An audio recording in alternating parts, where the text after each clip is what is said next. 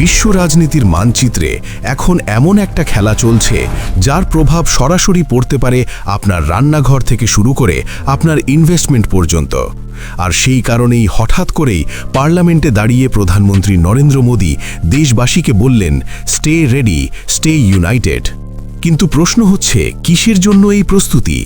মোদী তার বক্তব্যে দুবার করোনা সময়ের কথা তুলেছেন, আর এখানেই শুরু হয়েছে আসল চিন্তা। কারণ করোনা মানেই লকডাউন, সাপ্লাই চেইন ভেঙে পড়া, বাজারে অস্থিরতা। তাহলে কি আবার সেই ধরনের পরিস্থিতি আসছে?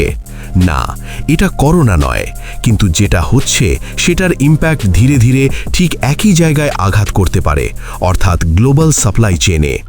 পশ্চিম এশিয়ায় এখন উত্তেজনা চরমে। ইরান এবং আমেরিকার মধ্যে বাড়তে থাকা সংঘাত, আর তার মধ্যে সবচেয়ে গুরুত্বপূর্ণ জায়গা স্ট্রেইট অফ হরমুজ। এই একটা রুট দিয়ে পৃথিবীর প্রায় 20% তেল সরবরাহ হয়। যখন এই রুটে সমস্যা তৈরি হয়, তখন শুধু মধ্যপ্রাচ্য না, পুরো এশিয়া কাঁপতে শুরু করে। ইতিমধ্যেই দেখা যাচ্ছে ফার্টিলাইজার, এলএনজি গ্যাস, ফিউল সব কিছুর সাপ্লাই চাপে, আর এখানেই শুরু হচ্ছে আসল খেলা। তবে এই পুরো পরিস্থিতিতে ভারতের অবস্থান স্পষ্ট। India stands for piece. Bharat একদিকে ইরানকে মেডিকেল সাহায্য পাঠিয়েছে, অন্যদিকে আন্তর্জাতিক জলপথ বন্ধ করার বিরোধিতা করেছে। মোদী স্পষ্ট বলেছেন, ডিপ্লোমেসি আর কথোপকথনই একমাত্র সমাধান। মানে ভারত চেষ্টা করছে যুদ্ধ না বাড়িয়ে পরিস্থিতি ঠান্ডা রাখতে। কিন্তু সমস্যা হলো, যুদ্ধ থামুক বা না থামুক, ইকোনমির ওপর তার প্রভাব পড়তে শুরু করেছে। ভারতের স্টক মার্কেট গত এক মাসে 10 থেকে 12% পর্যন্ত নেমে গেছে, কারণ ইনভেস্টরদের মধ্যে ভয়। আর যদি স্ট্রেট অফ হরমুজ পুরোপুরি বন্ধ হয়ে যায়, তাহলে তেল, গ্যাস, ফার্টিলাইজার সব কিছুর দাম বাড়বে। এটা ঠিক সেই ধরনের শক যেটা আমরা করোনার সময় দেখেছিলাম।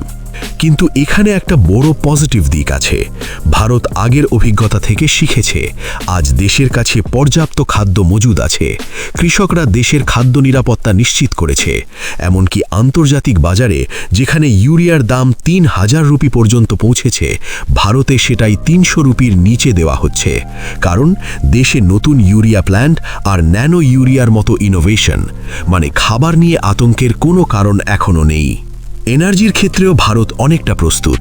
দেশের কাছে রয়েছে 53 লাখ মেট্রিক টনের বেশি স্ট্র্যাটেজিক পেট্রোলিয়াম রিজার্ভ, আর ভবিষ্যতে সেটাকে আরও বাড়ানোর পরিকল্পনা চলছে।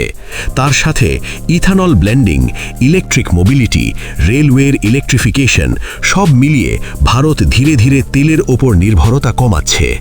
তাহলে কি সব ঠিক আছে? না, একদমই না। সবচেয়ে বড় অনিশ্চয়তা, ডোনাল্ড ট্রাম্প কি সিদ্ধান্ত নেবেন। কারণ এই যুদ্ধ দীর্ঘ হলে গ্লোবাল সাপ্লাই চেইন আবার বড় ধাক্কা খেতে পারে, আর তখন পরিস্থিতি কঠিন হবেই, এটা মোদী আগেই বলে দিয়েছেন। এখন প্রশ্ন আপনার কাছে, যদি এই যুদ্ধ আরও কয়েক মাস চলে, তাহলে কি আমরা আবার করোনার সময়ের মতো অর্থনৈতিক ধাক্কা দেখতে পারি, নাকি ভারত এবার পুরোপুরি প্রস্তুত?